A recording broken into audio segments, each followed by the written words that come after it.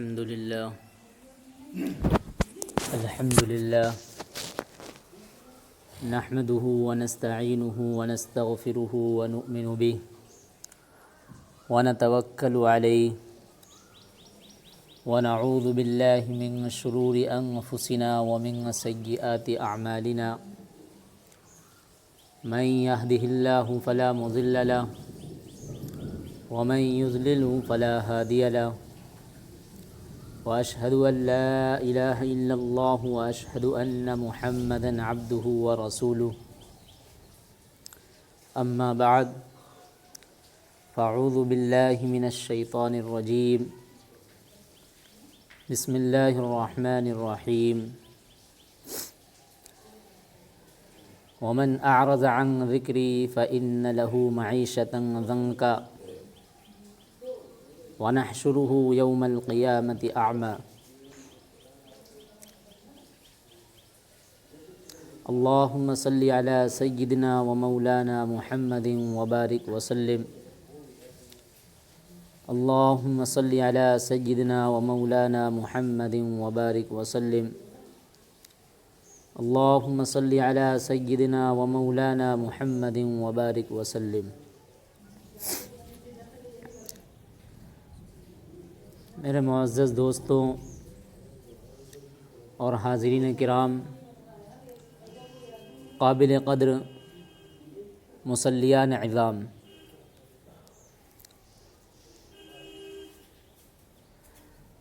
آج جو میں آپ حضرات کے سامنے جس موضوع سخن کا سہارا لے کر حاضر خدمت ہوا ہوں وہ ہے ہماری محرومی اور پستی کے اسباب کے عنوان سے معنون ہے۔ سامعین ذی وقار،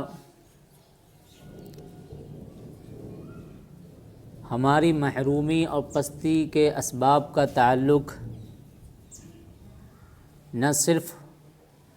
ماضی، حال اور مستقبل سے ہے،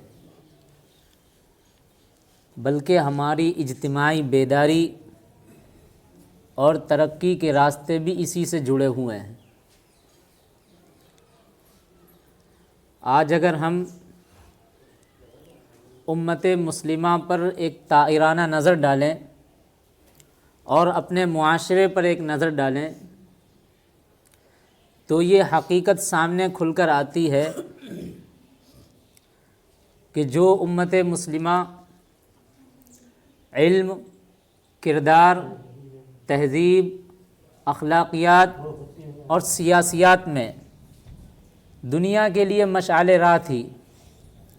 آج وہ خود اندھیروں کی گلیاروں میں بھٹک رہی ہے۔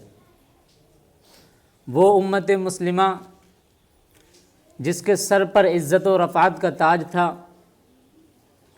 آج وہ ذلت و رسوائی کی عمیق غار میں پھنسی ہوئی ہے۔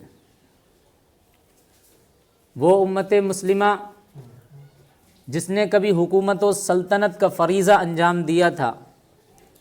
آج وہ غلامی کا طوق ڈالے ہوئے غلامانہ زندگی بسر کر رہی ہے۔ وہ امت مسلمہ جو اقوام عالم کی امام تھی، جو ساری دنیا کو لیڈ کرتی تھی، ساری دنیا کے لوگ اس کے مقتدی ہوا کرتے تھے، آج وہ امت مسلمہ محرومی اور پستی اس کا مقدر بن چکی ہے۔ سوال یہ پیدا ہوتا ہے کہ آخر ہماری محرومی اور پستی کے اسباب کیا ہیں؟ ہماری محرومی اور پستی کے وجوہات کیا ہیں؟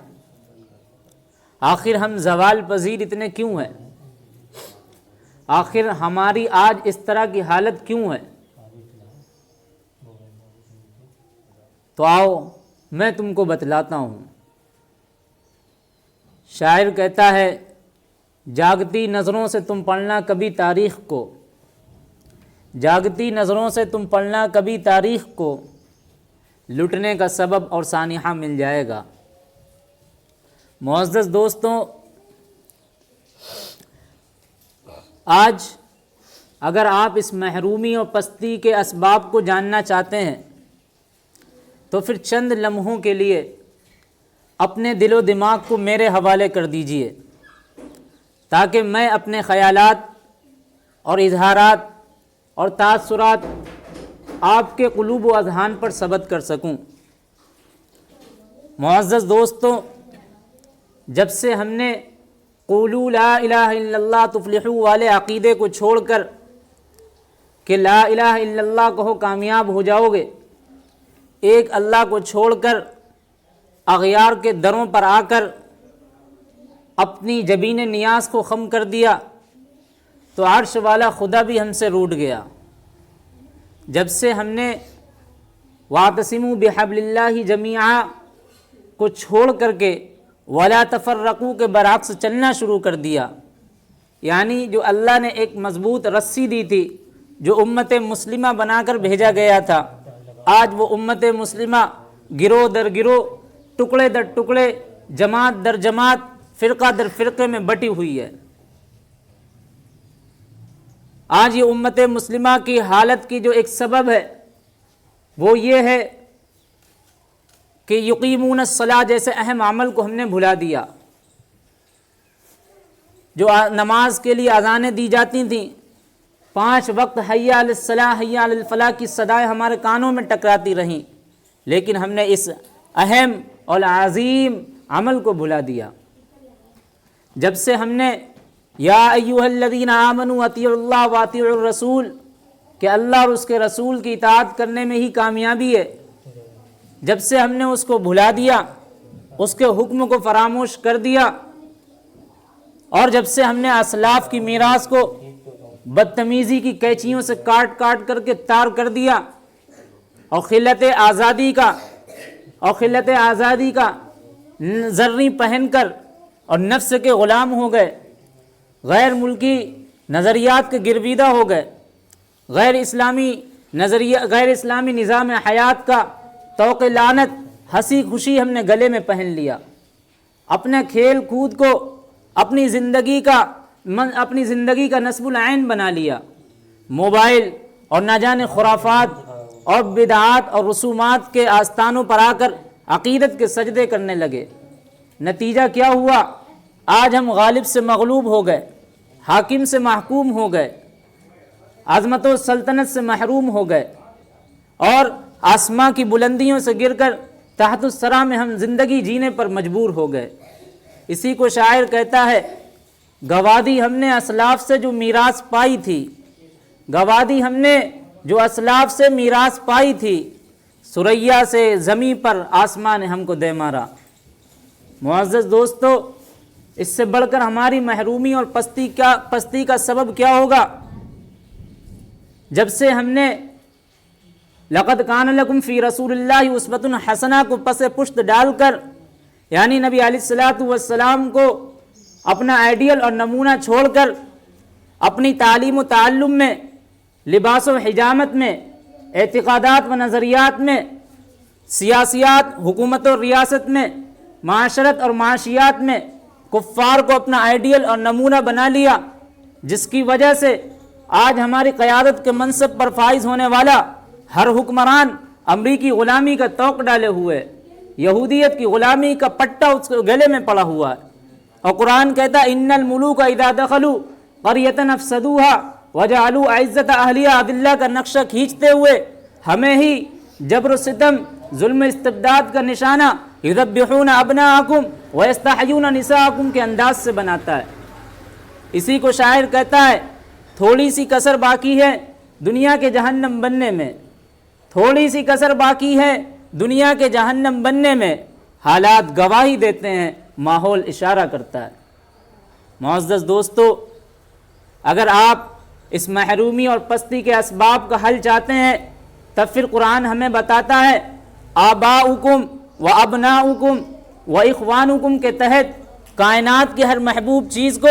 اللہ اور اس کے رسول کی محبت پر قربان کر کے، الہکم الہ واحد کی صدا کو بلند کر کے، ان الشرک لظلم عظیم سے بچ کر، تأمرون بالمعروف وتنہون عن المنکر کی دعوت کو پھیلا کر، الراشی والمرتشی کلاہما فی النار کے سبق کو یاد کر کے، ان اللہ یأمر بالعدل والاحسان پر عمل پیرا ہو کر کے، وَلَا تَأْكُلُوا أَمْوَالَكُمْ بَيْنَكُمْ بِالْبَاطِلِ سے کمیونزم کا خاتمہ کر کے اذا انفقوا لم يسرفوا ولم يقتروا وكان بين ذلك قواما کے تحت سوشلزم کا سینہ چاک کر کے یا ایھا الذین آمنوا ادخلوا فی السلم کافہ کو اختیار کر کے اسلام میں مکمل طور پر داخل ہونا پڑے گا،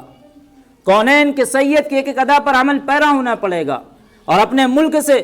بدترین اور سودی نظام کو نکال کر خلفائے راشدین کی نظام کو نافذ کرنا پڑے گا۔ ہمیں اسلاف کی زندگیوں کا مطالعہ کر کے سبق حاصل کرنا پڑے گا، جنہوں نے کامیابیوں کے لیے، کامرانیوں کے لیے، اوج ثریا تک پہنچنے کے لیے، محرومی اور پستی سے بچنے کے لیے قرآن و سنت کو اپنے سینے سے لگا کر اپنی جان کے نذرانے پیش کر دیے۔ تبھی تو ہم کہتے ہیں اٹھو قیادت ہاتھ میں لو اے مسلمانوں زمانے کی، اٹھو قیادت ہاتھ میں لو اے مسلمانوں زمانے کی، مگر نہ کفر دنیا کو ہلاکت میں گرا دے گا۔ نظام دی رحمت ہے، بشارت ہے بہاروں کی،